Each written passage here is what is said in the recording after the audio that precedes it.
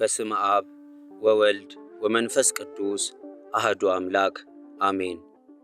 በስም በአካል በግብር ሶስት፣ በመለኮት በአገዛዝ በስልጣን በባህሪ በሕልውና ግን አንድ አምላክ በማለት በአብ በወልድ በመንፈስ ቅዱስ ስም አምነን ሰኔ በባተ በ12 ቀን የሚጸለይ የሚነበብ የቅዱስ ሚካኤልን ድርሳን እንናገራለን። የመልአኩ ልመናው ረድኤቱ ከሁላችን ጋር ይኑር ለዘላለሙ አሜን። ይህ ድርሳን ቅዱስ ሚካኤልን እጅግ አድርጎ የሚወድ የአብያተ ክርስቲያናት ሁሉ ተቀዳሚ በኩር የምትሆን የአክሱም ጳጳስ ዮሐንስ የደረሰው ነው። ኪልቅያ በምትባል አገር ሃይማኖቱ የጸና አስተራኒቆስ የሚባል አንድ ታላቅ መኮንን ነበር። የሚስቱም ስም አፎሚያ ይባላል። ሁለቱም ልዑል እግዚአብሔርን የሚፈሩ የመላእክት ሁሉ አለቃ የሚሆን ቅዱስ ሚካኤልንም በፍጹም ልቡናቸው የሚወዱ ነበሩ። በየወሩም በቅዱስ ሚካኤል ስም ከገንዘባቸው እየከፈሉ ለነዳያን ይመጸውቱ ነበር። የበዓሉንም መታሰቢያ ያደርጉ ነበር። ከጊዜ በኋላ ባሉ አስተራኒቆስ ታመመ። በዚህም ጊዜ ሚስቱ አፎሚያ እያዘነችና እያለቀሰች እንዲህ አለችው፣ ጌታዬ ሆይ የምነግርህ ነገር ስላለኝ በጥሙና ስማኝ። ይኸውም ሴት ባሏ በሞተ ጊዜ ቤተፈት ጋለሞታ ሴተኛ አዳሪ እንደምትሆንና የዕለት ምግቧንም ለማግኘት ልዩ ልዩ አይነት ፈተና እንደሚደርስባት አንተ ታውቃለህ። እንግዲህ አንተ ከዚህ ዓለም በሞት ተለይተህ ብቻዬን በምቀርበት ጊዜ ከሐዘኔ የሚያረጋጋኝ አባት፣ እናት ወይም ተስፋ የሚሆነኝና የሚያጽናናኝ ልጅ የለኝም። ስለዚህ አሁን አንተ በሕይወት ሳለህ በመዓልትና በሌሊት ከሰይጣን ጠብ እንዲያድነኝ በስዕል ቤት አስቀምጬ የማጸንበት ዘንድ የመላእክት ሁሉ አለቃ የሚሆን የቅዱስ ሚካኤልን ስዕል ከእንጨት ታስቀርጽልኝ ዘንድ ጠይቀሃለሁ አለችው። አስተራኒቆስም ወደ እንጨት ጠራቢ መልእክተኛ ልኮ ከወይራ እንጨት ዕፀ ዘይት የመላእክት አለቃ በሚሆን በቅዱስ ሚካኤል አምሳል ስዕል ቅረጽልኝ አለው። እንዲሁም ብላቴኖቹን የብርና የወርቅ አንጥረኛ ጥሩልኝ ብሎ አንጥረኛው ከመጣ በኋላ በቅዱስ ሚካኤል አምሳል ከወርቅና ከብር የተሰራ ስዕል ሰርቶ ለአስተራኒቆስ ሰጠው። እሱም ለሚስቱ ለአፎሚያ ሰጣትና በስዕል ቤቱ ሰቅላ በክብር አስቀመጠችው። እንደተባለው ባሏ ሞቶ ነፍስ ወደ ሰማይ ካረገች በኋላ ከዚህ ዓለም ተግባር በመራቅ በፍጹም ልቡናዋ የልዑል እግዚአብሔር ተገዥ ሆነች። በመዓልትና በሌሊትም በቅዱስ ሚካኤል ስዕል ፊት እየሰገደች የመላእክት ሁሉ አለቃ ቅዱስ ሚካኤል ሆይ ጠብቀኝ፣ ለሁል ጊዜ ከኔ አትለየኝ፣ ይቅር ይለኝ ይምረኝ ዘንድ ወደ ልዑል እግዚአብሔር ጸልይልኝ እያለች ትጸልይ ጀመር። በጎ ሥራዋም ከዕለት ወደ ዕለት ከፍ እያለ ሄደ። ለነዳያንና ለችግረኞች ምጽዋት መስጠትንም የየዕለቱ ተግባሩ አደረገች። ይህን በጎ ሥራዋን የተመለከተ ሰይጣን በምቀኝነት ተነሳሳባት። በብዙ ብስጭትና ደም ፍላት በሴት ባልቴቶችና በሕፃናት የተመሰሉ በብዙ ሰራዊተ ሰይጣናት ታጅቦ ወደ እሷ መጥቶ በቤቷ አጥር ደጃፍ ተቀመጠ። ከዚያም የምትረዳትን ገረዷን አፎሚያን ጥሪልኝ አላት። ገረዲቱም አፎሚያ ካለችበት ሄዳ ብዙ ሕፃናትን ያስከተሉ የሴት ባልቴቶች ከሁለተኛው በር ተቀምጠዋል አለቻት። ከዚህም በኋላ አፎሚያ ማን ይሆን በማለት እየተጠራጠረች ወጣችና የመላእክት አለቃ የሚሆን የቅዱስ ሚካኤል ስዕል ወዳለበት ቤቷ ይገባ ዘንድ ጋበዘችው። እንደዚሁም በበሩ አጠገብ የተቀመጡትን አረጋውያን ሴቶች እናቶቼ ሆይ በረከታችሁ ረድኤታችሁ ይደርሰኝ ዘንድ ኑ ከቤት ግቡና ጸልዩልኝ፣ የመላእክት አለቃ የሚሆን የቅዱስ ሚካኤልንም ስዕል ተሳለሙ። ጌታዬ አስተራኒቆስ ከመሞቱ አስቀድሞ ለእሱ አደራ ሰጥቶኛልና አለቻቸው። ጌታዬ ከሞተ ወዲህ ግን ልጅም ቢሆን የወንድ ጾታ ያለው ሰው ከቤቴ ገብቶ ስለማያውቅ ምናልባት ከመካከላችሁ ወንድ ቢኖር ከቤት እንዳትገቡ በልዑል እግዚአብሔር ስም አምላችኋለሁ አለቻቸው። በመበለት ተመስሎ የመጣ ዲያብሎስም ወደ ቤት እንገባ ዘንድ አንችልም፣ በአንቺም የጸሎት ቤት ተገኝተን ልንጸልይ አይገባንም፣ ወደ አንቺ ከመምጣታችን አስቀድሞ ስለ አንቺም ስለ እኛም ባለንበት ቦታ ጸልየናልና አላት። ነገር ግን እኔ የምነግርሽን የማትሰሚ ከሆነ ይህ ሁሉ ጾምሽና ጸሎትሽ ምን ይጠቅምሻል? በጾምና በጸሎትሽ ብዛት የተነሳ ካለ ዕድሜሽ ትሞቻለሽ። ለስንቱስ ችግረኛና ድሃ ነው ገንዘብሽን የምትበትኙ? ይህም አድራጎት ከመሞትሽ በፊት ከድህነት ላይ ስለሚጥልሽ የሚቀብርሽስ እንኳ አታገኝም። እንዲሁም ደግሞ ባሌ ወይም ጌታዬ ከሞተ ወዲህ የወንድነት ጾታ ያለው ሰው ከቤቴ ገብቶ አያውቅም ትያለሽ። ነገር ግን መጽሐፍ እንደተናገረው ባል የሌላት ሴት ሁሉ በቤቷ ረድኤት በረከት የለም፣ በሕይወትም የመኖር ተስፋዋ የመነመነ ነው አላት። ዳግመኛም የምነግርሽን በጥሞና አዳምጪኝ። አስቀድሞ ልዑል እግዚአብሔር ቅዱሳንን አዳምና ሔዋንን ወንድና ሴት አድርጎ ፈጠራቸው። ዛሬም ይህንን ልነግርሽ የመጣሁት ያንቺ ፍቅር አገብሮኝ አይደለምን? እህቴ ሆይ አንቺ ከዚህ ዓለም በሞት በተለየሽ ጊዜ የሚቀብርሽና ገንዘብሽን የሚወርስ እንዲሁም ስምሽን የሚያስጠራና መታሰቢያሽን የሚያደርግ ልጅ ሳይኖርሽ በዚህ አይነት እንዴት ለመኖር ትችያለሽ? እነሆ አኖሪዮስ የተባለ ሰው ጠላቶቹ መንግስቱን ሊገለብጡና ሊቀሙት በተነሱበት ጊዜ በዚያው ዘመን ሚስቱ ስለመሞት አውቃለሁ። ዛሬም እነሆ እሱ ሚስት ሊያደርግሽ ይፈልጋል። አፎሚያ ሆይ እንደኔ ሐሳብ ቢሆን እሱን ብታገቢ መልካም ነው። ምክንያቱም ብዙ የወርቅና የብር ጥሎሽ ጥሎ አንቺን እንዲያገባ ከሱም ጋር በመንግስቱ ሁሉ ንግሥት ሆነሽ እንድትኖሪ ወደ አንቺ ልኮኛልና አላት። አፎሚያም ለዲያብሎስ እንዲህ ስትል መለሰችለት፣ አባቴ ሆይ የጫንከው ቆብ መልካም ነበር፣ ነገር ግን አነጋገርህ መልካም ያይደለ እጅግ የከፋና የሚያስቆጣ ነው። አትጹሙ፣ አትጸልዩ፣ ለነዳያን ለምስኪናን ምጽዋት አትስጡ፣ አባት እናት ለሌላቸው ድሃ አደግ ልጆች እርዳታ አታድርጉ ብሎ የተናገረው የትኛው መጽሐፍ ነው? ሁለተኛስ ባል አግቢ እያልክ የምትመክረኝ ሴት ባሏ ከሞተ በኋላ ሌላ ባል እንድታገባ ወንድም ሚስቱ ከሞተች በኋላ ሌላ እንዲያገባ አንተ የሰራኸው ነው ወይስ ከመጽሐፍ ያገኘኸው? ከቶ በዚህ ሁሉ ነገርህ ልታስተኝ ትሞክራለህን? እኛስ ነቢዩ ዮናስ ታላቂቱ አገር ነነዌ እስከ 3 ቀን ትጠፋለች ሲል ልዑል እግዚአብሔር አዟል ብሎ እንዳስተማራቸው ሰምተናል። የነነዌም ንጉሥ ይህን ሰምቶ ሕዝቡን ንስሐ እንዲገቡ፣ ጾም እንዲጾሙ፣ ጸሎት እንዲያደርጉ፣ ምህላ እንዲይዙ ባዘዘ ጊዜ ሕዝቡ እንደ ትእዛዙ ስለፈጸሙ ልዑል እግዚአብሔር ሕዝቡን ይቅር አለ። ነነዌም ከጥፋት ዳነች። ሐዋርያው ጳውሎስ በየጊዜው ንስሐ ግቡ፣ ጹሙ፣ ጸልዩ እያለ አስተምሮናል። እንዲሁም ጌታችን አምላካችን መድኃኒታችን ኢየሱስ ክርስቶስ አንድ ባለጸጋ መጥቶ መምህር ሆይ ምን ሰርቼ መንግሥተ ሰማያትን ልወርስ እችላለሁ ብሎ ቢጠይቀው ሂደህ ያለህን ሀብት ሽጥና ለድሃ ስጥ፣ ይህንንም ካደረግክ በኋላ መጥተህ ተከተለኝ እንዳለው በቅዱስ ወንጌል ተናግሯል። ታዲያ እንዴት አንተ ሌላ ባል አግቢ ብለህ ትመክረኛለህ? እኔ ግን የማውቀውን ልንገርህ። ርግብ ባሏ ከሞተ በኋላ ከሌሎች አዕዋፍ ጋር አትገናኝም፣ በጥፍሯም ምላሷን ትሰነጥቃለች። ሌላ ወፍስ እንኳ ሊቀርባት ቢፈልግ በታላቅ ጩኸት ጓደኞቿን ጠርታ ሁሉም ተራርተው ይገሉት የለምን? ስለምን አንተ 2 ባል አግቢ ትለኛለህ? ይህ ሥራ የአረማውያን እንጂ የክርስቲያኖች ሕግ አይደለም። አንተ ርኩስ፣ ጠላቶቹ መንግሥቱን ለመቀማት ሀገሩን ለመውረር እሱንም ሊገድሉት የተነሱበትን አኖሪዮስን ይህን አይነት እንደማይሠራ እኔ አስቀድሜ ያውቃለሁ። አሁንም የመላእክት ሁሉ አለቃ የሚሆን የቅዱስ ሚካኤልን ስዕል ትሳለም ዘንድ አመጣልሃለሁ ብላ ወደ ስዕል ቤት ፈጥና ገባችና የቅዱስ ሚካኤልን ስዕል አሳየችው። ያም ሰይጣን የቅዱስ ሚካኤልን ስዕል ባየ ጊዜ እንደ አሞራ ክንፍ አውጥቶ ከሰራዊቱ ጋር በረረ። ነገር ግን መለስ ብሎ አፎሚያ ሆይ አስትሽ ዘንድ መጥቼ ነበር፣ አንቺ ግን ድል ነሳሽኝ፣ ከወጥመዴም አመለጥሽ። ቢሆንም በቤትሽ ውስጥ ባለው በወርቅና በብር የተለበጠ በቅዱስ ሚካኤል የእንጨት ስዕል አትመኪ። በዓሉ የሚከበርበት እስከ ሰኔ 12 ቀን ድረስ አንዳች ነገር በላይሽ ላይ የማመጣ መሆኔን እንድታውቂው ሲል አስፈራራት። በዚያን ጊዜ በእግዚአብሔር ዙፋን ፊት ለመስገድና እንዲሁም ለሰው ልጆችና ስለ ወንዞች ውሃ ይቅርታን ይለምን ዘንድ ስለሚሄድ ወደ አንቺ ሊመጣ አይችልም። በዚህን ጊዜ በቤትሽ ውስጥ ያለውን ስዕል እምገጸ ምድር አጠፋዋለሁ። እስኪ ቅዱስ ሚካኤል የሚያደርገኝን አያለሁ አላት።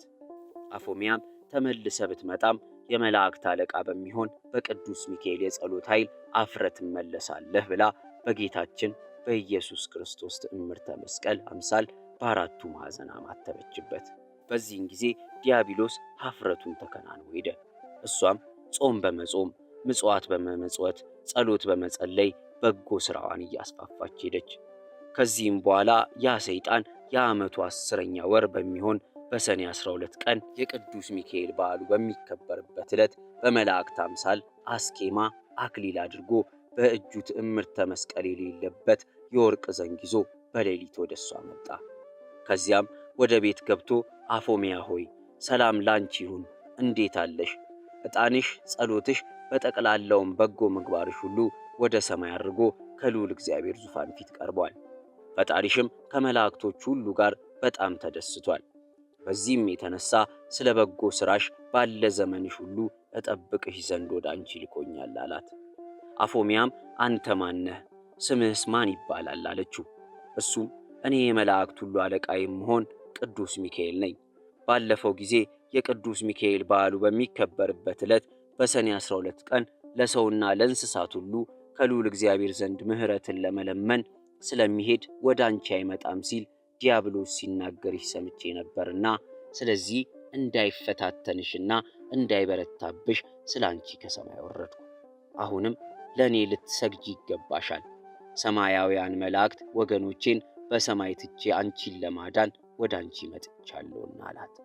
አፎሚያም አንተ ቅዱስ ሚካኤል ከሆንክ ከቤቴ ውስጥ እንዳለው እንደ ቅዱስ ሚካኤል ስዕል በዘንግህ ጫፍ ላይ ትዕምርተ መስቀል ለምን የለበትም? አለችው። ዲያብሎስም እንደዚህስ አይደለም፣ በቤት ውስጥ ያለ ስዕል በሚያመሰግኑበት ጊዜ ምልክት እንዲሆን ይደረጋል። በእኛ በመላእክት ዘንድ ግን ይህ አይነቱ ምልክት የለም አላት። ዳግመኛም አፎሚያ ምድራዊ ንጉሥ ማዘዣ ጽፎ በሚያስተላልፍበት ጊዜ ማኅተም ሳያትምበት ቢልከው የሚያምነው ወይም የሚቀበለው የለም። እንዲሁም መላእክት ከሰማይ በወረዱ ጊዜ በትረ መስቀል ያልያዘውን መልአክ ነው ብሎ አያምኑትም፣ ይንቁታል እንጂ አለችው። ይልቁንስ መልአክ ከሆንክ ትሳለመው ዘንድ የቅዱስ ሚካኤልን ስዕል ላምጣልህ አለችው። በዚህን ጊዜ ዲያብሎስ ፊቱ ተለወጠ፣ በጨለማ የተሸፈነ ተራራ አከለ። ዓይኖቹም እንደ እሳት ቀሉ፣ አፉም ጨለማን እንደተመላ ታላቅ ጉድጓድ ገደል መሰለ።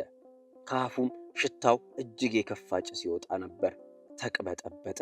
ይገላትም ዘንድ ዘሎ አነቃትና አንቺ አፎሚያ እንዴት ይህን ያህል ፈተና ታመጪብኛለሽ? ከእንግዲህስ ካንቺው ጋር እሞታለሁ እንጂ አልተውሽም አላት። በዚህን ጊዜ በታላቅ ቃል ወደ ቅዱስ ሚካኤል እንዲህ ስትል ጮኸች። አቤቱ የመላእክት ሁሉ አለቃ የምትሆን ቅዱስ ሚካኤል ሆይ ፈጥነ ድረስና ከኔና ከአዳም ልጆች ሁሉ ጠላት አድነኝ አለችው። የመላእክት አለቃ ቅዱስ ሚካኤልም ያድናት ዘንድ ብርሃን ለብሶ ብርሃን ተጎናጽፎ ከሰማይ ወረደ። ብርሃኑም በቤቱ ሁሉ መላ። ከዚያም ዲያብሎስን በያዘው በትረ መስቀል በመታው ጊዜ በመሬት ላይ ዘረጋው። ዲያብሎስም ቅዱስ ሚካኤልን ልዑል እግዚአብሔር የሰጠኝ ዘመኔ ሳይፈጸም እንዳታጠፋኝ በልዑል እግዚአብሔር ስም አምልሃለሁ አለው። ከዛሬ ጀምሮ ስምህ ከሚጠራበት ስዕል ካለበት ቦታ ሁሉ ፈጽሞ አልደርስም። የመላእክት አለቃ ቅዱስ ሚካኤል ሆይ ቀድሞም ከሰማይ ያወረድከኝ፣ ከክብሬ ያዋረድከኝ፣ ከሹመቴ ሻርከኝ አንተ ነህ። አሁንም ይቅርታ አድርግልኝ እያለ ለመነው። በዚያኑ ጊዜ ቅዱስ ሚካኤል ዲያብሎስን አሳፍሮ አዋርዶ ለቀቀው። ወደ አፎሚያም መለስ ብሎ ንዕድ ክብርት የሆንሽ የልዑል እግዚአብሔር ታማኝ አገልጋዩ አፎሚያ ሆይ ጸሎትሽ፣ ምጽዋትሽ፣ በጎ ሥራሽ ሁሉ ወደ ሰማይ አድርጓል፣ ከልዑል እግዚአብሔር ዙፋን ፊት ቀርቧል። አሁንም ሄደሽ ከቤተ ክርስቲያን ገብተሽ ጸሎት አድርሺ፣ በዛሬው ቀን ነፍስሽ ከሥጋሽ ትለያለችና ብሎ ነገራት። መላእክትም ሁሉ ወደ አንቺ መጥተው ነፍስሽን ወደ መንግሥተ ሰማያት ያሳርጋሉ፣ ከባልሽ ካስተራኒቆስ ነፍስ ጋራም ለዘላለም በዚያ አርፋ ትኖራለች አላት።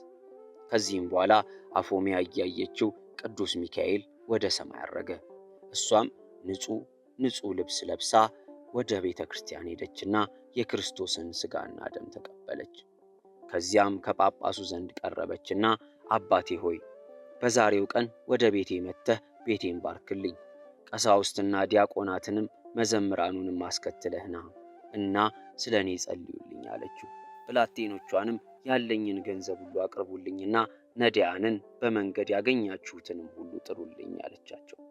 እንዳሰበችው ጳጳሱና ቀሳውስቱ ዲያቆናቱም ሌሎች የቤተ ክርስቲያን አገልጋዮችም ሁሉ መጥተው በቤቷ ከተሰበሰቡ በኋላ ያላትን ገንዘብ በጳጳሱ እጅ ለነዳያን መጽውታ በሰላም ወደ ቤታቸው ይገቡ ዘንድ አሰነበተቻቸው። ጳጳሱንና ካህናቱን ወደ አዳራሽ አስገብታቸው ጳጳሱን በወርቅ ወንበር አስቀመጠችው። ካህናቱንም በጳጳሱ ግራና ቀኝ በብር ወንበር አስቀመጠቻቸው። ለጳጳሱም ስለ ክብሩ ከእግሩ በታች የአበባ ምንጣፍ አስነጥፋለት ነበር። ከዚህም በኋላ በመካከላቸው ቆመችና እጇን ወደ ሰማይ በመዘርጋት መምህራን እንዳስተማሯት በሀገሯ ቋንቋ ወደ ልዑል እግዚአብሔር ትጸልይ ጀመር። ጳጳሱንም አባቴ ሆይ የንስሐ ጸሎት ስጠኝ ብላ ልብሷን በመሬት ላይ አነጠፈችና ተንበረከከች። ከዚያም ጳጳሱን ገንዘቤ ሁሉ በአንተ አማካይነት ለእኔና ለባሌ ላስተራኒቆስ ለስማችን መታሰቢያ ይሆን ዘንድ ለነዳያን መጹትልኝ አለችው። በዚህን ጊዜ እንግዲህ የቅዱስ ሚካኤልን ስዕል አምጣልኝ አለችና ካመጣላት በኋላ ተሳለመችና በፊቷ ላይ እንዳስቀመጠችው ያ ስዕል ከፊቷ ላይ ተነስቶ እንደ አሞራ በሮ የመላእክት ሁሉ አለቃ የሚሆን በቅዱስ ሚካኤል ቤተ ክርስቲያን ገብቶ በቤተ መቅደሱ መካከል ያለ መስቀያ ተሰቀለ። ከዚህም በኋላ ይህ ስዕል ለምልሞ መልካም ፍሬ አፍርቶ ስለተገኘ በዚያ ሀገር ታላቅ ደስታ ሆነ። በሀገሩም ያሉ ድውያን፣ ሕሙማን፣ ርኩሳን አጋንንት ያደረባቸው ቅጠሉን ቆርጠው በውሃ በታጠቡበት ጊዜ ከደዌያቸው ይፈውሳቸው ነበር። ይህም እስካሁን ድረስ ይደረጋል። በዚያም ሀገር የመላእክት አለቃ ስለሚሆን በቅዱስ ሚካኤል ስም ብዙ ታላላቅ ተአምራት ተደርገዋል። እንደዚሁ የመላእክት አለቃ የሚሆን የቅዱስ ሚካኤል በረከት፣ ንዕድ ክብርት የምትሆን የአፎሚያ ጸሎት ከሁላችን ጋር ይሁን ለዘላለሙ አሜን። ከጽንፍ እስከ ጽንፍ የሚበር ንስረ አርያም የሚባል ዜማው ውዳሴው እንደ ማር የጣፈጠ ንዑድ ክቡር የሚሆን ቅዱስ ሚካኤል ያደረገው ተአምር ይህ ነው። ወዳጁን ሕዝበ ክርስቲያኑን የጸሎቱ ኃይል ከሲኦል ረግረግ ያውጣው። በዚህም በሚመጣውም ዓለም ከክፉ ነገር ሁሉ ይጠብቀው። ርጉም ከሚሆን ከተኩላ አፍ ያድነው። ተንኮለኛ ከሚሆን ከሰይጣን ወጥመድ ይሰውረው ለዘላለሙ አሜን። ቆጵሮስ በምትባል ደሴት ልዑል እግዚአብሔርን የሚፈራ የመላእክት አለቃ በሚሆን በቅዱስ ሚካኤል ጸሎት የሚተማመን አንድ ክርስቲያናዊ ሰው ነበረ። ከዕለታት አንድ ቀን ክቡር በሚሆን በቅዱስ ሚካኤል ስም ቤተ ክርስቲያን መስራት ይገባኛል ሲል በልቡ አሰበና ፈጽሞ የምታምር ቤተ ክርስቲያን ሰራ። ሰርቶም ከጨረሰ በኋላ በልዩ ልዩ ጌጥ አስጌጣት።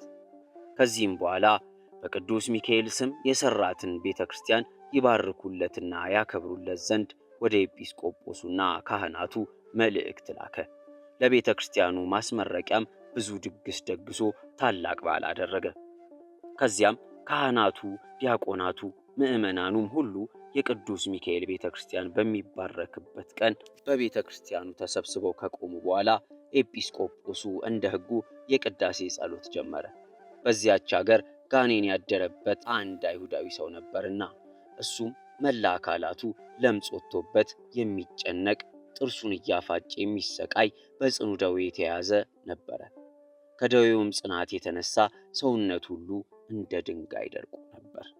የመላእክት አለቃ የቅዱስ ሚካኤል ቤተ ክርስቲያን የሚባረክበትና የሚቀደስበት ቀን እንደደረሰ በሰማ ጊዜ ከመኝታው ተነስቶ ልብሱን ለውጦ የክርስቲያን ልብስ በመልበስ ፍጹም ክርስቲያን መስሎ ከቤተ ክርስቲያን ገብቶ ከሕዝቡ ጋር ቆመ። ኤጲስቆጶሱም ቅዳሴ ቤተ ክርስቲያኑን በፈጸመ ጊዜ የተቀደሰበትን ቅዳሴ ጠበል በቤተ ክርስቲያኑ ዙሪያና ግድግዳውን ሁሉ ሲረጭ ያ አይሁዳዊ በቆራጥ ልብና በጽኑ ሃይማኖት ቅዳሴ ጠበሉን ተቀብሎ ራሱን ረጨ፣ ሰውነቱንም ሁሉ ታጠበበት። የመላእክት አለቃ ከሚሆን ከቅዱስ ሚካኤል ስዕል ፊት ከሚበራ የቀንዲል ዘይትም ወስዶ እንዲህ እያለ ተቀባ። አቤቱ ጌታዬ ቅዱስ ሚካኤል ሆይ ከዚህ ከጽኑ ደዌ ፈጥነ ፈውሰኝ፣ ከዚህ ከክፉ የለምጽ በሽታም አድነኝ። ከዚህ ሁሉ በሽታዬ ብታድነኝ ለቤተ ክርስቲያንህ ምንም ያልተቀላቀለበት ንጹሕ የሆነ 20 ወርቄት ወርቅ እሰጣለሁ። በጌታችን በመድኃኒታችን በኢየሱስ ክርስቶስ ስም ተጠምቄ ፍጹም ክርስቲያን እሆናለሁ። የወልደ እግዚአብሔርን ሰው መሆንንም አምናለሁ። ስለ አዳምና ሔዋን ስለ ልጆቻቸውም ሲል ከዳዊት ወገን ከተወለደች ከመቤታችን ከሥጋዋ ሥጋ ከነፍሷ ነፍስ ነስቶ መወለዱን በትክክል ተቀብዬ አምናለሁ። ባለ የሕይወት ዘመኔ ሁሉ ለቤተ ክርስቲያንህ ሳገለግል እኖራለሁ አለ። ይህንንም ከተናገረ በኋላ እንቅልፍ አለውና በዚያች ሌሊት በዚያው በቅዱስ ሚካኤል ቤተክርስቲያን ውስጥ ተኝቶ አደረ።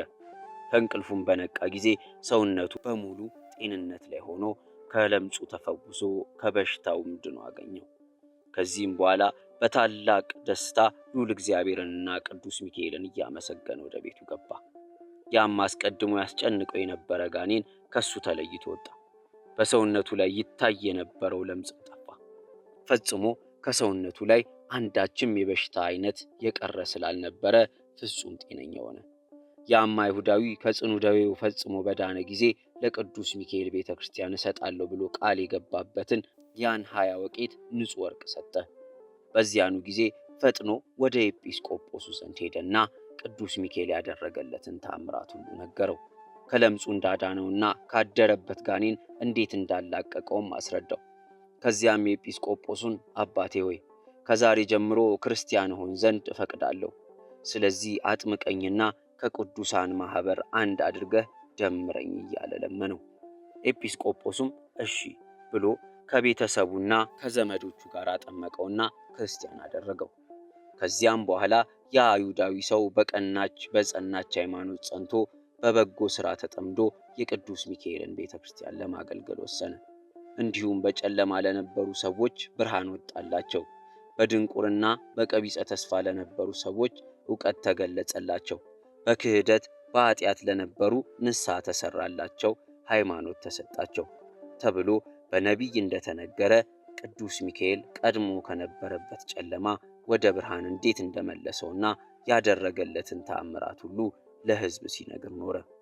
እንግዲህ ይህ አይሁዳዊ ከሚያሰቃየው ጋኔን ከሚያስጨንቀው ሕማም ኃጢአት ድኖ አዳኝ የሚሆን የክርስቶስ ብርሃን እንደበራለትና የይቅርታና የቸርነት መላእክተኛ የሚሆን በቅዱስ ሚካኤል ጸሎትና ልመና ከአረማዊነት ወደ አማናዊነት እንደመለሰው አይነ ልቡናውንም አብርቶ የቅድስት ሥላሴን አንድነት ሦስትነት ለማወቅ እንዳስቻለው የወንጌል ልጆች የምንሆን እኛንም በስዕለቱ በአማላጅነቱ አይለየን። በከንቱ እንዳንጠፋ ከሰይጣን ወጥመድ ያድነን። ከሰራዊቱ ሁሉ ጋር በቸርነቱ ይመግበን። ሰውን የሚያስቱ ሰራዊተ ሳጥናኤል አይተው ይሸሹ ዘንድ ሰይፈ ረድኤቱ ከጎናችን አይራቅ። ቅሚያን የተሞሉ ወላዲያነ ሐሰት ሐሳውያነ መሲዎች ከሆኑ ጥልቀቱ ከማይገኝ የተንኮላቸው ባህር እንዳንሰጥም ይጠብቀን። ከወጥመዳቸው እንዳንገባ በክንፈ ረድኤቱ ይሰውረን። ከዚህም ሁሉ በቸርነቱ መጋረጃ ይሰውረን ዘንድ ሁል ጊዜ እየመጣ ይጎብኘን። ከቀድሞ ጀምሮ ቂም በቀል የሌለበት የምህረት አማላጅ ነውና ኃይለ ጸሎቱ አማላጅነቱ ሕዝበ ክርስቲያኑን ሁሉ ከክፉ ነገር ሁሉ ይጠብቀው እስከ ዘላለሙ አሜን። አንድ አምላክ በሚሆን በአብ በወልድ በመንፈስ ቅዱስ ስም በማመን በባሕሪ በሕልውና አንድ አምላክ ብለን አምነን ሰኔ በባተ በ12 ቀን የመላእክት ሁሉ አለቃ የሚሆን የቅዱስ ሚካኤል የበዓሉ መታሰቢያ እንዲከበር እንናገራለን። ልመናው አማላጅነቱ ከሁላችን ጋር ይኑር ለዘላለሙ አሜን። የሚከበርበትም ምክንያት እንዲህ ነው። እስክንድሪያ በምትባል አገር አክሉበጥራ የተባለች የግብፅ ንጉሥ ልጅ ዙሃል በሚባል ኮከብ ስም ያሰራችው ታላቅ ቤተ ጣዖት አዳራሽ ነበርና በየዓመቱ ሰኔ በባተ በየ12ቱ ቀን ሕዝቡ ተሰብስቦ ታላቅ በዓል ያደርጉ ነበር። በዚያም አዳራሽ ውስጥ በዚያች አገር በሚኖሩ ሰዎች ዘንድ የሚፈራና የሚከበር ስሙ ዙሃል የሚባል የብርት ጣዖት ነበረ። በዓሉ በሚከበርበት ዕለት ብዙ ፍሪዳ ይታረድ ነበር። አባ አለ እስክንድሮስ የተባለ እስከ ተሾመ ድረስ ለዚያ ጣዖት ክብር እየሰጡ በዓል እያደረጉ ለብዙ ዘመን ቆዩ። ይኸውም የ300 ዓመተ ምህረት ተፈጽሞ የ4ኛው ምዕተ ዓመት መካከል ላይ ነበር። አባ አለ እስክንድሮስ በእስክንድርያ ሀገር ሊቀ ጵጵስና በተሾመ ጊዜ ያን ጣዖት ይሰብረው ዘንድ ወዶ ሳለ በሀገሪቱ ያሉ አንዳንድ ወግ አጥባቂዎች ከለከሉት። ነገር ግን ቆስጠንጢኖስ ጻድቅ በነገሰ ጊዜ የክርስቲያን ሃይማኖት ስለተስፋፋች አባ አለ እስክንድሮስ ዳግመኛ ይህን ጣዖት ሊሰብር ተነሳሳ። አሁንም እነዚያው ሰዎች የዚህን የጣዖት በዓል ስናከብር የብዙ ጊዜ ልምድ አለንና አትስበረው ሲሉ ከለከሉት። እነሆ ይህ ጣዖት እያለ ካንተ በፊት 18 ሊቃነ ጳጳሳት ነበሩ። ነገር ግን ልማዳችንን ሳይለውጡ በሱም ላይ አንዳችም ተቃውሞ ሳያደርጉ አልፈዋል አሉት። አባ አለ እስክንድሮስ ግን ይህ ጣዖት የሚያጠፋ እንጂ የሚያለማ ወይም የሚጠቅም አለመሆኑን መልሶ መላልሶ ነገራቸው። ብዙ ማስረጃም አቀረበላቸው። እሱን የሚያከብር ሁሉ ሰይጣናትን እንደሚያመልክ ሆኖ መቆጠሩን ገለጸላቸው። ዳግመኛም አባ እለእስክንድሮስ እንዲህ አላቸው፣ ምክሬን ብትሰሙ ሐሳቤን ብትቀበሉ ይህንን በዓል ቀድሞ እንደነበር አድርጌ ይሰራላችኋለሁ። ነገር ግን ይህን ጣዖት ሰብረን ምኩራቡን ባርከን ቀድሰን ቤተ ክርስቲያን ሰርተን ክቡር በሚሆን በቅዱስ ሚካኤል ስም ሰይመን ታላቅ በዓል እናደርግለታለን። መስዋዕቱም ለልዑል እግዚአብሔር ይሆናል። የሚታረዱትን በጎች፣ ሰንጋዎች ለችግረኞች፣ ለጦም አዳሪዎችና ለአንካሶች መሰጠት አለባቸው። ስለዚህም ክብር ምስጋና ይግባውና ከጌታችን ከመድኃኒታችን ከኢየሱስ ክርስቶስ ዘንድ ክቡር የሚሆን ቅዱስ ሚካኤል ክብር ያሰጣቸዋል አላቸው። እነሱም ይህ በጎ ምክር ደስ ስላሰኛቸው ትእዛዙንም በመቀበል የመላእክት አለቃ በሚሆን በቅዱስ ሚካኤል ስም ቤተ ክርስቲያን ሰሩ። ያቺን ቤተ ክርስቲያን በእስክንድርያ አገር የታወቀችና ታላቅ ስመጥር ገዳም ሆነች። በግብፅ አገር እስላሞች እስከነገሱ ድረስ ብዙ ዘመን ኖረች። ከነገሱ በኋላ ግን ያቺን ቤተ ክርስቲያን አፈረሷት።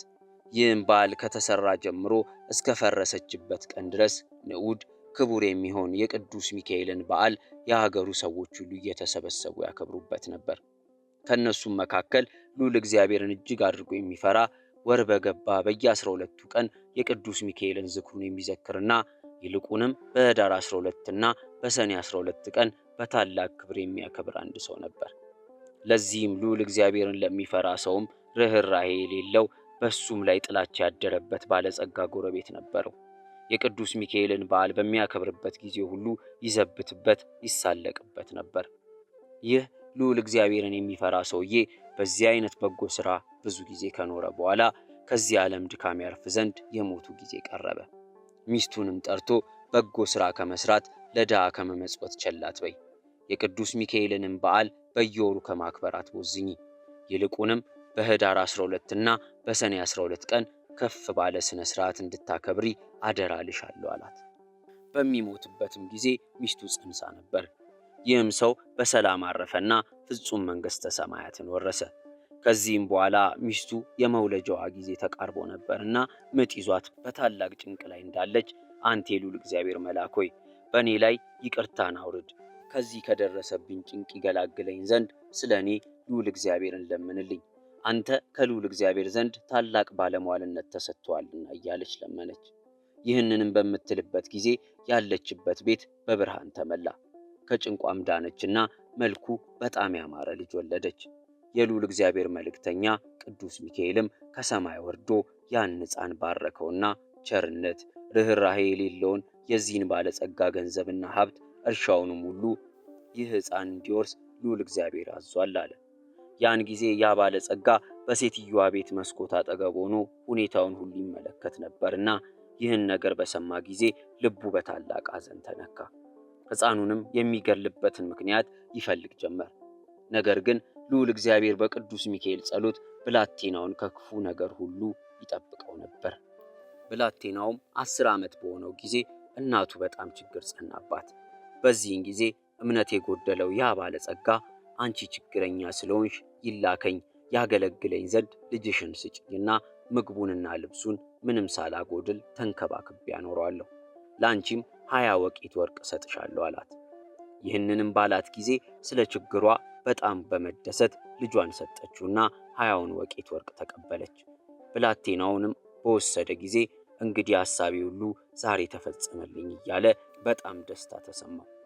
ከዚህ በኋላ በልጁ ቁመት ልክ ሳጥን አሰርቶ ሕፃኑን በሳጥኑ ውስጥ አግብቶ ከቶ በላዩ ላይ ቆለፈበትና ሳጥኑን ወስዶ ከባህር ጨመረው። እንዲሁም የሳጥኑን ቁልፍ መክፈቻ አብሮ ወረወረው። ነገር ግን በልዑል እግዚአብሔር ፈቃድ ያ ሳጥን ሳይሰጥም በባህሩ ላይ የተንሳፈፈ ከዚያች ሀገር ርቃ ወደምትገኝ የባህር ወደብ ደረሰ። በባህሩ አካባቢ በጎቹን አሰማርቶ የሚጠብቅ አንድ ሰው ነበርና ያን ሳጥን ባየው ጊዜ ከባህሩ አወጣና ወደ ቤቱ ወሰደው። ቤቱን በደረሰ ጊዜ ይህን ሳጥን በምን ከፍተዋለሁ እያለ ሲያወጣ ሲያወርድ ተመልሶ ወደ ባህሩ ይሄድ ዘንድ ልዑል እግዚአብሔር አሳሰበው።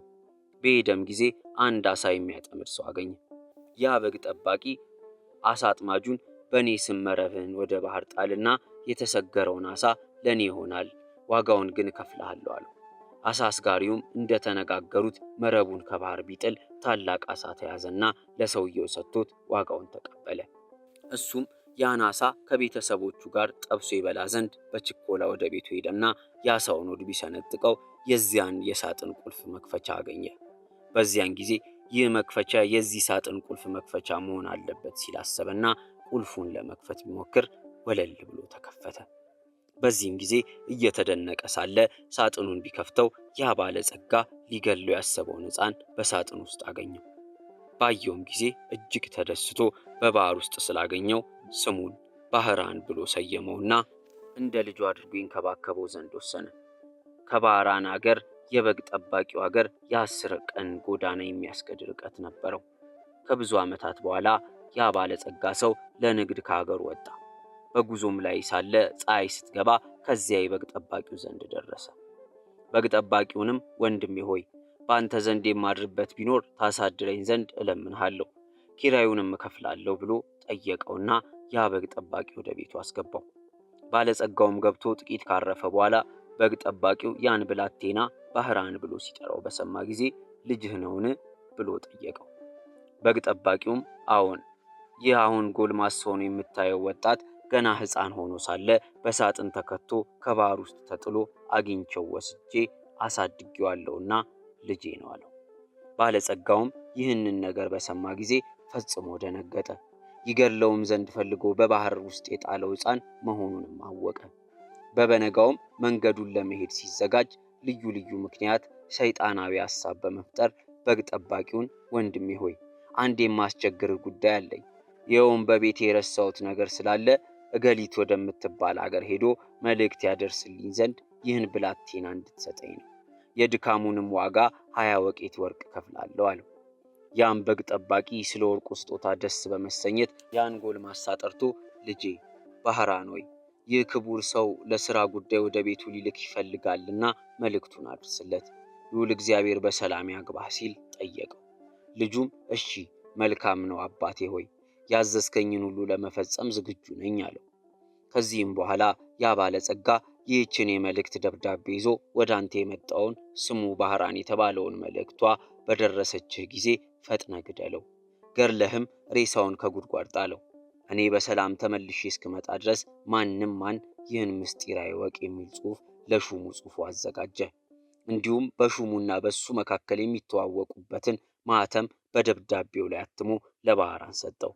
ለመንገዱም የሚሆነውን ስንቅ ሰጥቶ ላከው። እሱም መልእክቱን ለማድረስ በሚጓዝበት ጊዜ ከቦታው ለመድረስ የአንዲት ቀን መንገድ ሲቀረው እነሆ ክቡር የሚሆን የመላእክት አለቃ ቅዱስ ሚካኤል በንጉሥ ጭፍራ አምሳል በፈረስ ተቀምጦ ወደሱ ደረሰና ወዴት እንደሚሄድ ጠየቀው። ባህራንም ከአንድ ባለጸጋ ሰው የተጻፈ ደብዳቤ ይዤ እሱን ለማድረስ እገሊት ወደምትባል አገር እሄዳለሁ አለው። ንዑድ ክቡር የሚሆን ቅዱስ ሚካኤልም እስኪ የመልእክቱን ደብዳቤ አሳየኝ ባለው ጊዜ ከግርማው የተነሳ ፈርቶ ሰጠው። መልአኩም ደብዳቤው ላይ የተጻፈውን መልእክተ ሞት ደምስሶ ከኔ ከባለጸጋ እገሌ የተጻፈ ይልና ይህን መልእክት ይዞ ለመጣ ሰው እገሊት የምትባለዋን ልጄን አጋቡት፣ ዳሩለት። በዱር የተሰማራውን ከብቴን፣ በቤቴ ያለውን ሀብቴን፣ በጠቅላላው የሚንቀሳቀስና የማይንቀሳቀስ ንብረቴን በሙሉ አውርሼዋለሁና እኔ እስክመጣ ድረስ አትጠብቁ። በሄድኩበት አገር የምቆይበት ጉዳይ አለኝና በቤቴና በንብረቴ ላይ ሙሉ ስልጣን ሰጥቼዋለሁና የወደደውን ያድርግ ዘንድ አትከልክሉት። ስለዚህም በእኔና በአንተ መካከል የምንተዋወቅበትን ምልክት አድርጌበታለሁ የሚል ጽሑፍ ጽፎ ሰጠውና እንግዲህ ወደ ባለጸጋው ቤት ሂድና ይህን መልእክት አድርስ፣ ነገሩ እንዳይገለጽብህ ከእኔ ጋር መገናኘታችንንና የመልእክቱን ጽሑፍ እንደለወጥኩልህ ለማንም አትንገር ሲል አስጠነቀቀው። ባህራንም እሺ ጌታዬ እንዳዘዝከኝ አደርጋለሁ ብሎ ጉዞውን ቀጠለና የዚያን የባለጸጋ ቤት እየጠየቀ ከደረሰበት በኋላ ደብዳቤውን ለሹሙ ሰጠው። ያም ሹም ደብዳቤውን ተቀብሎ ሲያነብ የታተመበት ማኅተም እውነተኛ መሆኑን ካረጋገጠው በኋላ ልዑል እግዚአብሔር እንዳዘዘው በቤተ ክርስቲያን ደንብ የባለጸጋውን ልጅ በተክሊል አጋባው። የሰርጉንም በዓል እስከ 40 ቀን ድረስ በታላቅ ደስታ አከበሩ። ከሰርጉም በዓል ፍጻሜ በኋላ ያ ባለጸጋ ሰው ከሄደበት አገር ወደ አገሩ ተመልሶ ገባና በቤቱ አካባቢ ሲደርስ የደስታና የዘፈን ድምፅ ስለሰማ ይህ የምሰማው ድምፅ ምንድን ነው ሲል ጠየቀ። ሰዎቹም ባህራን የተባለ ጎበዝ ካንተ ዘንድ ልጄ እንዳሩለት የሚል ትእዛዝ አምጥቶ ልጅህን አግብቶ በሰርጉ ምክንያት ይዘፍናሉ፣ ይደሰታሉ። እነሆ እየበሉና እየጠጡ በቀንና በሌሊት እየዘፈኑ ሲደሰቱ 40 ቀን ሆኗቸዋል። በመልእክትም እንዳዘዝከው ገንዘብህን፣ የወንድና የሴት ባሮችህን፣ በጠቅላላው የሚንቀሳቀስና የማይንቀሳቀስ ንብረትህን ሁሉ በሙሉ አስረክበውታል አሉት። ያም ባለጸጋ ይህን ቃል በሰማ ጊዜ ከድንጋጤው የተነሳ በታላቅ ቃል በመጮህ ከመሬት ላይ ተከስክሶ ሞተና ነፍሱን አጋንንት ተረክበው ወደ ሲኦል አወረዷት። ከዚህም በኋላ ባህራን የተባለ ያ ጎልማሳ ንዑድ ክቡር የሚሆን የቅዱስ ሚካኤልን በዓል በየወሩ እያከበረ ዝክሩን እየዘከረ ይኖር ጀመር። በዚያን ጊዜ በጉዞ ላይ ሳለ ተገልጾለት የሞቱን መልእክት ወደ ሕይወት የለወጠለት ቅዱስ ሚካኤል እንደሆነም አወቀ፣ ተረዳ። ስለዚህም ንዑድ ክቡር በሚሆን በቅዱስ ሚካኤል ስም ያማረች የተዋበች ቤተ ክርስቲያን ሠራ። ስዕሉንም አሰርቶ በውስጧ ካስቀመጠ በኋላ ሕሙማንን ድውያንን በመፈወስ በስዕሉ ልዩ ልዩ ተአምራት ተደረጉ። ባህራንም በዚች ቤተ ክርስቲያን ላይ ማዕረገ ቅስናን ተሹሞ እስከ ዕለተ ሞቱ ድረስ የመላእክት አለቃ ቅዱስ ሚካኤልን ሲያገለግል ኖረ። እሱ አባቱና እናቱ ልጆቹና ቤተሰቦቹ ሁሉ ስለሱ በቅዱስ ሚካኤል ጸሎትና ልመና የዘላለም ሕይወት ያለበት ፍጹም መንግሥተ ሰማያትን ወረሱ። በዚያች ልዑል እግዚአብሔር ወልድ ከሙታን ተለይቶ በተነሳባት ዕለት ቅዱስ ሚካኤል በልዑል እግዚአብሔር ዙፋን ፊት እየሰገደ እንዲህ እያለ ይማልዳል። አቤቱ ፈጣሪ ሆይ በምድር ላይ ስሜን የሚጠሩትን የመታሰቢያዬን ዝክር የሚዘክሩትን ትምርልኝ ዘንድ እኔ አገልጋይህ መላእክተኛህ እለምናለሁ። ቸርነትህና ይቅርታህንም እሻለሁ። እውነት ስለሚሆን መሐላህ አንተ ይቅር ባይ ነህና። ክብር ምስጋና ይግባውና ልዑል እግዚአብሔርም እንዲህ ሲል ይመልስለታል። የመላእክት አለቃ ቅዱስ ሚካኤል ሆይ በሰማይ ያሉ መላእክት ይለምኑሃል። እነሆ እኔም እሳታውያን በሚሆኑ ክንፎችህ እየታቀፍክ 3 ጊዜ ከሲኦል ነፍሳትን ታወጣ ዘንድ አዝሃለሁ። ሁሉን ለማድረግ እንድትችል ስልጣን ሰጥቼአለሁና አለው። የመላእክት አለቃ ቅዱስ ሚካኤልም ይህን የቸርነት ቃል በሰማ ጊዜ እጅግ ተደሰተ። እንዳዘዘውም በምድር ላይ መታሰቢያውን የሚያደርጉትን ነፍሳት 3 ጊዜ በክንፉ እየታቀፈ አውጥቶ ባሕረ እሳትን አሻገራቸው። የሊህም ነፍሳት ቁጥራቸው እጅግ የበዛ ስለሆነ ከልዑል እግዚአብሔር በቀር ቁጥራቸውን የሚያውቀው የለም።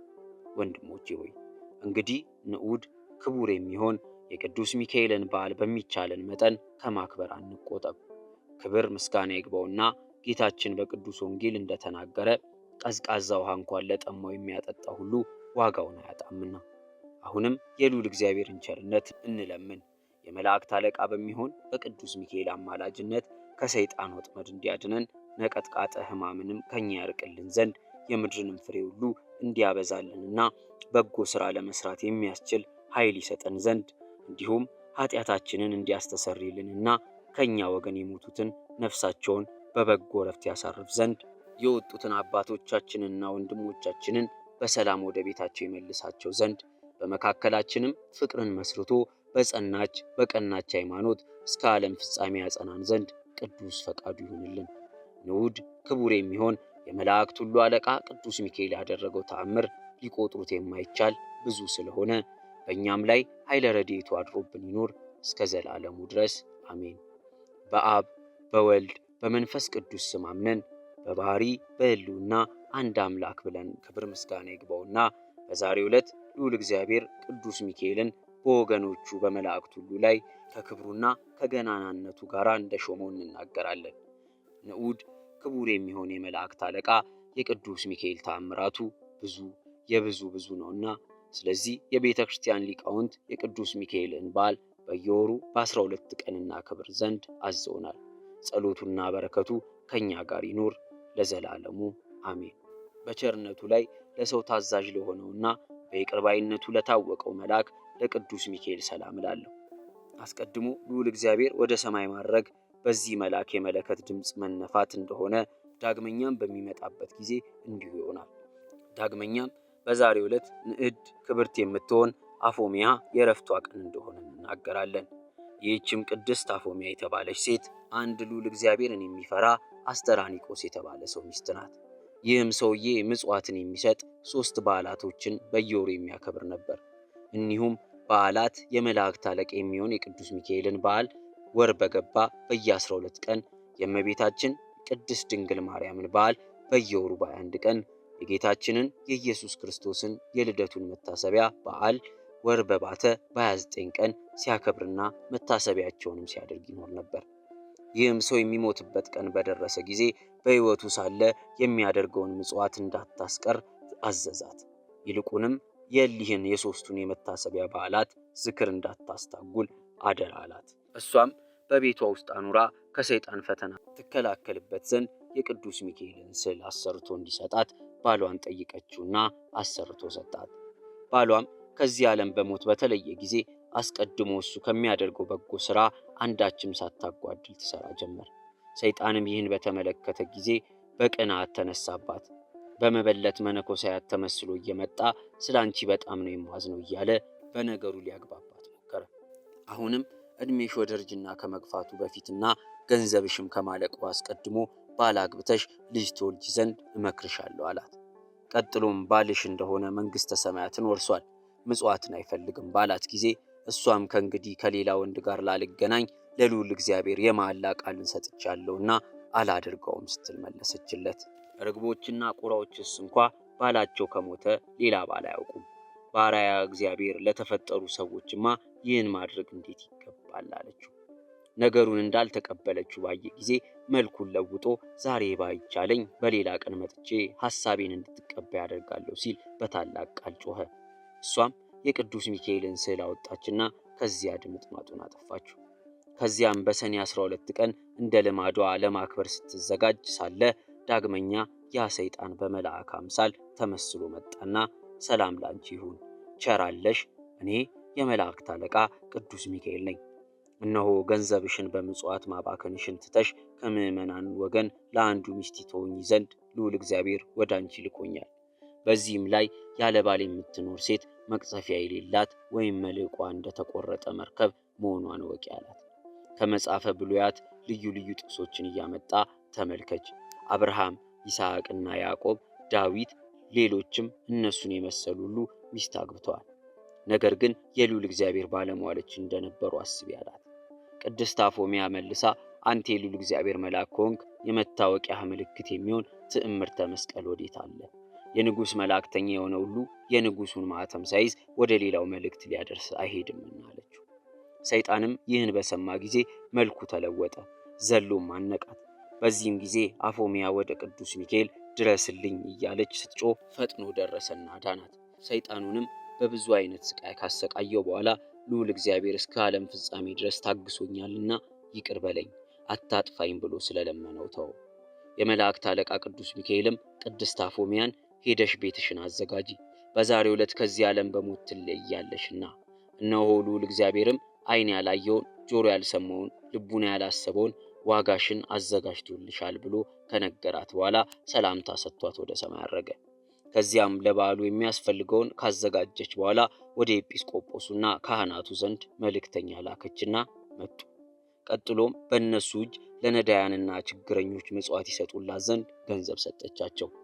ከዚህም በኋላ የቅዱስ ሚካኤልን ስዕል በደረቷና በፊቷ ላይ አድርጋ ወደ ልዑል እግዚአብሔር እየጸለየች የቅዱስ ሚካኤል በዓል በሚከበርበት ዕለት በሰኔ 12 ቀን በክብር አረፈች።